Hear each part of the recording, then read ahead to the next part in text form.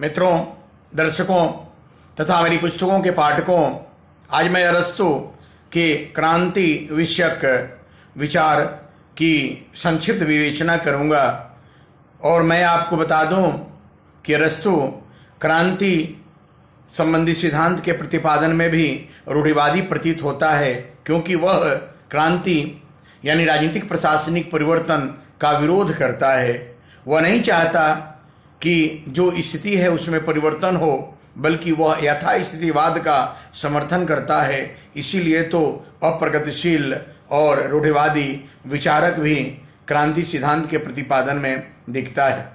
अरस्तु अपनी महत्वपूर्ण रचना पॉलिटिक्स के 5वें अध्याय में क्रांति के सिद्धांत के संबंध में विचार देता है।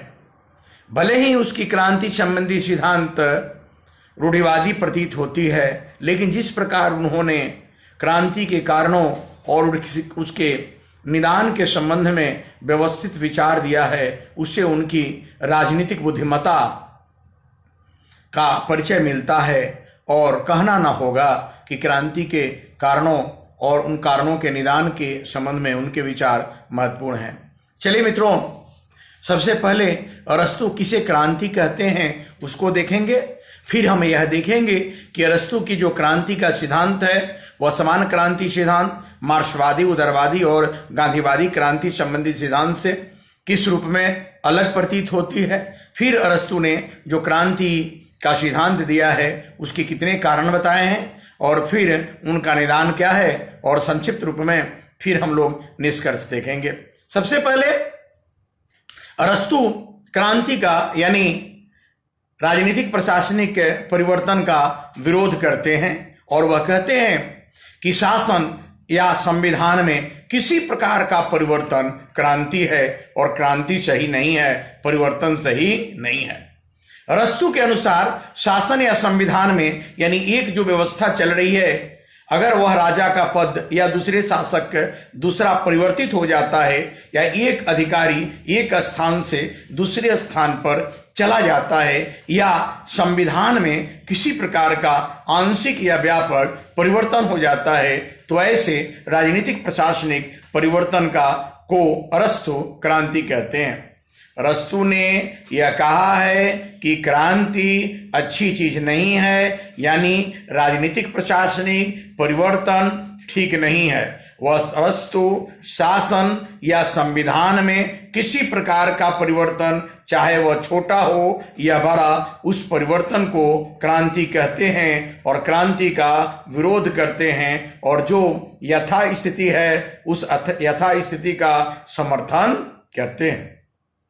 अरस्तु ने जो क्रांति का अर्थ बताया है वह अर्थ उदारवादी अर्थ से, मार्क्सवादी अर्थ से, गांधीवादी क्रांति विषय अर्थ से अलग प्रतीत होती है।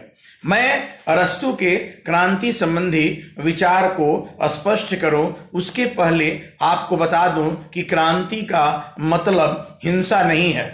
समाज में या मानव जीवन के किसी भी क्षेत्र में किसी भी रूप में यदि व्यापक परिवर्तन होता है तो साधारण शब्दों में उसे क्रांति की संज्ञा दे सकते हैं। यदि मानव जीवन में, सामाजिक जीवन में, आर्थिक जीवन में या किसी भी पक्ष में यदि एकाएक व्यापक परिवर्तन किसी भी रूप में किसी भी कारण से दृष्टिगोचर होता है तो उसे क्रांति की संज्ञा दी जा सकती है। इंग्लैंड में रक्तहीन क्रांति की संज्ञा दी गई क्योंकि एकाएक व्यापक परिवर्तन हुआ। हम कह सकते हैं कि आम जीवन में भी यदि किसी प्रकार की एकाएक और व्यापक परिवर्तन होती है तो उस परिवर्तन को क्रांति की संज्ञा दे सकते हैं। अब स्पष्ट हो गया कि मानव जीवन में जो एकाएक परिवर्तन है वह अगर साधारण शब्दों में क्रांति है तो यह अरस्तु के क्रांति से भिन्न है, क्योंकि अरस्तु ने तो शासन और संविधान में किसी भी प्रकार के परिवर्तन को क्रांति कहा है। इसलिए अरस्तु की क्रांति और समान क्रांति की अवधारणा अलग अलग प्रतीत होती है। उदारवादियों के अनुसार समाज में क्रमिक और शांतिपूर्ण तरीके से परिवर्तन होनी चाहिए और वह अच्छी चीज है, क्रमिक रूप में परिवर्तन हो सकती है। स्पष्ट है कि जहां उदारवाद ने समाज में संवैधानिक रूप में शांतिपूर्ण तरीके से क्रमिक रूप में आंशिक परिवर्तन को क्रांति की संज्ञा दिया है वह उदारवादी अर्थ अरस्तुवादी अर्थ से विपरीत है, क्योंकि अरस्तु ने तो शासन और संविधान में आंशिक या व्यापक किसी प्रकार के परिवर्तन को क्रांति कहा है और उसका विरोध किया है। मार्क्सवादी क्रांति, मार्क्सवाद जो समाज में जो शोषण उत्पीड़न है उस शोषण उत्पीड़न को खत्म करने की बात करता है और वर्ग संघर्ष के आधार पर जो परिवर्तन की बात करता है, शोषण मुक्त समाज की बात करता है, समता मूलक समाज के लिए जो वर्गीय संघर्ष का समर्थन करता है, उसे क्रांति की संज्ञा दी जाती है। स्पष्ट है कि कार्ल मार्क्स के अनुसार क्रांति अच्छी चीज है और यह वर्ग संघर्ष पर आधारित है, जबकि अरस्तु की क्रांति मार्क्सवादी क्रांति से बिल्कुल अलग है। गांधीवादी संदर्भ में यदि हम देखें तो मानव जीवन में आध्यात्मिक रूप में यदि आत्मीय आधार पर एकाएक परिवर्तन होता है तो महात्मा गांधी के लिए वह क्रांति हो गई। यानी कल तक जो व्यक्ति मांसाहारी है यदि वह शाकाहारी हो जाता है, कल तक जो व्यक्ति जो है वह क्रोधी है एकाएक शांति प्रिय आचरण करना शुरू करता है, उसके आत्मीय आधार पर जो व्यापक परिवर्तन होता है, गांधीवादी संदर्भ में उसे क्रांति की संज्ञा दी जा सकती है। और महात्मा गांधी इस प्रकार के मानव जीवन में जो सकारात्मक परिवर्तन होता है उसे क्रांति कहते हैं। स्पष्ट है कि यह भी अरस्तु के क्रांति संबंधी अवधारणा से अलग है, क्योंकि अरस्तु ने तो शासन या संविधान में किसी प्रकार के आंशिक या व्यापक परिवर्तन को क्रांति कहा है और यथास्थितिवाद का समर्थन किया है और क्रांति यानी परिवर्तन का विरोध किया है। इसलिए अरस्तु की जो क्रांति संबंधी सिद्धांत है वह समान क्रांति, उदारवादी क्रांति, मार्क्सवादी क्रांति और गांधीवादी क्रांति संबंधी विचार से अलग प्रतीत होता है। हमने अरस्तु के क्रांति संबंधी अर्थ को बताया और फिर अरस्तु की क्रांति को हमने सामान्य उदारवादी, मार्क्सवादी और गांधीवादी क्रांति विषयक जो आशय है उससे भी तुलना करके स्पष्ट कर दिया और यह देख लिया कि वास्तव में अरस्तु की जो क्रांति संबंधी विचार है वह अलग विशिष्ट प्रकार की है। अब चलते हैं अरस्तु ने जो क्रांति के कारण बताए हैं उनकी चर्चा करें। अरस्तु के द्वारा क्रांति के 3 कारण बताए गए हैं। सामान्य कारण जो मनोवैज्ञानिक है, विशिष्ट कारण और विशिष्ट शासन प्रणालियों में क्रांति के विशिष्ट कारण। सबसे पहले अरस्तु क्रांति के सामान्य या मनोवैज्ञानिक कारण की बात करता है। अरस्तु कहता है कि समाज में छोटे और बड़े लोग होते हैं और छोटे और बड़े लोग एक दूसरे से आगे निकलना चाहते हैं। प्रत्येक छोटा लोग अब बड़े लोगों के बराबर और बड़ा जो लोग है वह एक दूसरे से आगे निकलने की होड़ में मनोवैज्ञानिक रूप में शामिल होता है और यह जो लोगों के बीच में एक दूसरे से आगे निकलने की मनोवैज्ञानिक होड़ है, इसके कारण समाज में, शासन में, व्यवस्था में परिवर्तन होता है, यानी क्रांति हो जाती है। मैं यहाँ स्पष्ट कर दूं कि अरस्तु जो छोटे और बड़े लोग कहता है इसका मतलब जातीय आधार नहीं है। यह छोटे और बड़े लोग कहता है इसका मतलब आर्थिक यानी भौतिक आधार नहीं है। न तो सामाजिक जातीय आधार की वह बात करता है, न भौतिक आधार की बात करता है, बल्कि इसके बड़े छोटे लोगों का मतलब यह कहता है कम राजनीतिक हैसियत वाले लोग और अधिक राजनीतिक प्रशासनिक हैसियत वाले लोग।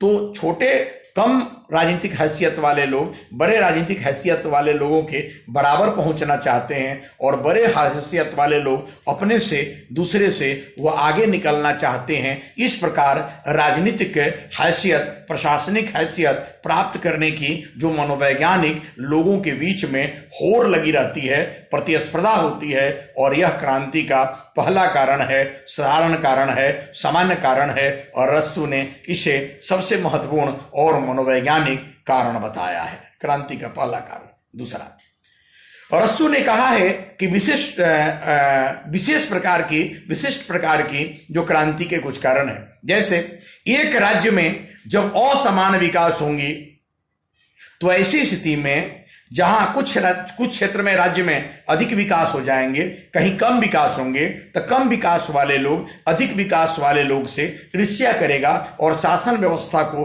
पक्षपातपूर्ण बताते हुए उस शासन व्यवस्था के विरोध में कार्य करेगा। इससे समाज में, प्रशासन में, राजनीति में परिवर्तन होगा और यह क्रांति का पहला विशिष्ट कारण है। नंबर 2, समाज में कुछ लोग अनावश्यक रूप में शासन व्यवस्था से भयभीत रहते हैं। उन्हें इस बात का डर रहता है कि अभी जो व्यवस्था या शासन चल रही है वह हमारे विरोध में कार्य कर सकती है। ऐसे समाज के भयभीत लोग हमेशा शासन और प्रशासन में परिवर्तन चाहते हैं, परिवर्तन के लिए षड्यंत्र करते रहते हैं। इससे क्रांति हो जाती है।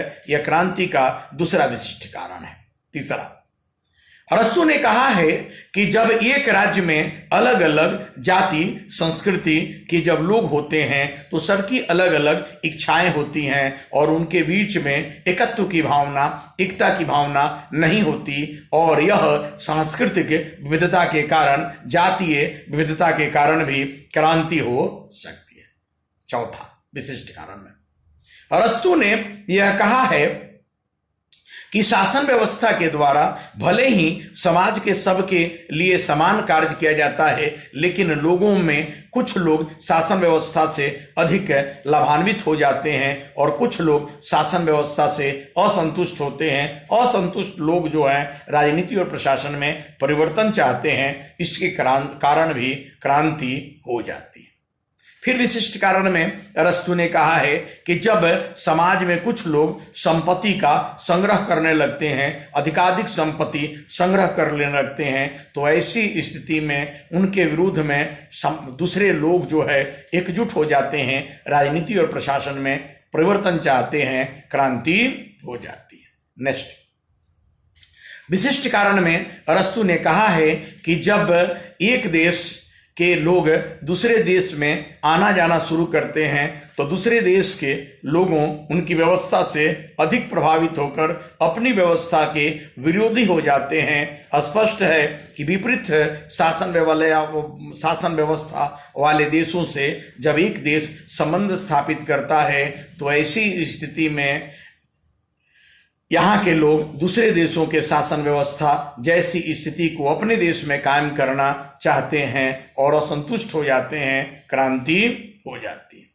फिर विशिष्ट कारण में अरस्तु ने यह भी कहा है कि कुछ ऐसे अनिवार्य प्रकृति की परिवर्तन की आवश्यकता है। यदि शासन व्यवस्था अनिवार्य प्रकार की आंशिक परिवर्तन भी नहीं करता तब व्यापक परिवर्तन यानी क्रांति की संभावना बन जाती है। यह भी क्रांति का विशिष्ट कारण है। मित्रों, मैंने पहला कारण मनोवैज्ञानिक कारण बताया, जिसमें मैंने आपको बताया कि समाज में मनोवैज्ञानिक आधार पर राजनीतिक प्रशासनिक हैसियत के लिए छोटे और बड़े लोग एक दूसरे से प्रतिस्पर्धा करते हैं और क्रांति होती है। फिर मैंने क्रांति के विशिष्ट कारण के अंतर्गत अनेक बातों को हमने बताया। अब तीसरा प्रकार देखें क्रांति का। अरस्तु ने विशिष्ट शासन प्रणालियों में क्रांति के विशिष्ट कारण की चर्चा की है। अरस्तु कहते हैं कि राजतंत्र में, राज परिवार में फूट के कारण क्रांति होती है। धनिक तंत्र में जो बौद्धिक लोग होते हैं, संभ्रांत लोग होते हैं, वहां की शासन व्यवस्था धनिकों के हित में काम करती है और संभ्रांत लोगों के विरोध में कार्य करती है। इसलिए संभ्रांत लोग जो हैं धनिक तंत्र में आंदोलन कर देते हैं, क्रांति हो जाती है। फिर कुलीन तंत्र में कुलीन या संभ्रांत लोगों का शासन होता है और धनिकों पर अत्याचार होता है, इसलिए धनिक लोग एकजुट हो जाते हैं, क्रांति कर देते हैं। प्रजातंत्र में नारेबाज नेता होते हैं और वे जनता से झूठी वादा करते हैं और उसको पूरा नहीं कर पाते। मूर्ख लोगों की संख्या अधिक होती है जिनके हाथ से शासन व्यवस्था संचालित होती है। परिणाम प्रजातंत्र में क्रांति हो जाती है। और वैधानिक तंत्र में राजतंत्रात्मक और प्रजातांत्रिक तंत्र का बोध होता है और दोनों का समन्वय में असंतुलन होता है, नियमों का अनदेखा हो जाता है, क्रांति हो जाती है। और सर्वसत्ताधिकारवादी तंत्र के अंतर्गत ट्रेनी या निरंकुश तंत्र के अंतर्गत जो शासक होता है वह लोगों पर अत्याचार करता है, इसलिए निरंकुश तंत्र में ट्रेनी में क्रांति हो जाती है। यह स्पष्ट है कि अरस्तु ने विशिष्ट शासन प्रणाली के अंतर्गत क्रांति के विशिष्ट कारणों की चर्चा की है। मैंने मित्रों अर्थ बताया, मैंने बताया कि अरस्तु के द्वारा पॉलिटिक्स नामक अपनी पुस्तक के अंतर्गत 5वें अध्याय में क्रांति विषयक विचार दिया गया है। अरस्तु ने यह कहा है कि क्रांति सही नहीं है, यथास्थितिवाद का समर्थन किया है। अरस्तु कहता है कि शासन या संविधान में किसी प्रकार का परिवर्तन क्रांति है। फिर उन्होंने जो क्रांति का विचार दिया है, शासन या संविधान में आंशिक या व्यापक या किसी प्रकार का परिवर्तन क्रांति है, वह समान क्रांति संबंधी सिद्धांत, उदारवादी क्रांति संबंधी सिद्धांत, मार्क्सवादी क्रांति संबंधी सिद्धांत और गांधीवादी क्रांति संबंधी विचार में भी अलग अलग प्रतीत होता है। फिर मैंने बताया कि अरस्तु के द्वारा क्रांति के 3 कारण, मनोवैज्ञानिक कारण, विशिष्ट कारण और विशिष्ट शासन प्रणालियों में विशिष्ट कारण बताए गए हैं। जिस प्रकार अरस्तु ने क्रांति के कारण बताए हैं, उसी प्रकार क्रांति के कारणों के संदर्भ में उन्होंने निदान दिया है और कहा है कि समाज में शासन के द्वारा ऐसी व्यवस्था की जानी चाहिए कि राजनीतिक प्रशासनिक सत्ता प्राप्ति के लिए लोगों के बीच मनोवैज्ञानिक होड़ न लगे। राज्य में समान विकास होनी चाहिए, समान संस्कृति वाले लोगों की संख्या होनी चाहिए, अनिवार्य प्रकार की परिवर्तन को राज्य के द्वारा, शासक के द्वारा उसको पूरा कर दिया जाना चाहिए। विपरीत शासन वाले देशों से वैदेशिक संबंध नहीं रखनी चाहिए। शासन व्यवस्था के अंतर्गत जो काम करने वाले लोग हैं उनको धन संग्रह की अधिकाधिक प्रवृत्ति नहीं होनी चाहिए। यह सब और विशिष्ट शासन प्रणालियों में जो क्रांति का कारण है उसी संदर्भ में उन्होंने निदान सुझाया है। मैंने मित्रों क्रांति के कारण और निदान पर संक्षिप्त हमने बात रखी है, बहुत ब्रीफ में हमने रखा है, लेकिन मुझे यह लगता है कि आप क्रांति संबंधी जो अरस्तु की अवधारणा है समझ गए हैं। अरस्तु की क्रांति संबंधी सिद्धांत की आलोचनाएं की जाएंगी। फिर भी आलोचना के बाद इतना तो मानना ही होगा कि अरस्तु ने भले ही परिवर्तन का विरोध किया है और यथास्थितिवाद का समर्थन किया है, फिर भी उनके द्वारा क्रांति के जो कारण की चर्चा कही गई है और उस संदर्भ में जो निदान सुझाए गए हैं वह उनकी राजनीतिक बुद्धिमत्ता का परिचायक है और वह सराहनीय पक्ष है। अरस्तु का यह कहना कि एक राज्य में समान विकास होनी चाहिए, असमान विकास होने पर लोग विरोध कर देते हैं, यह बहुत हद तक राजनीतिक चिंतन और वर्तमान राजनीतिक व्यवस्था के अंतर्गत एक राजनीतिक मूल्य को अभी निर्धारित करता है। थैंक यू मित्रों, फिर दूसरे वीडियो में दूसरा काम करूंगा। Okay, thank you, God bless you.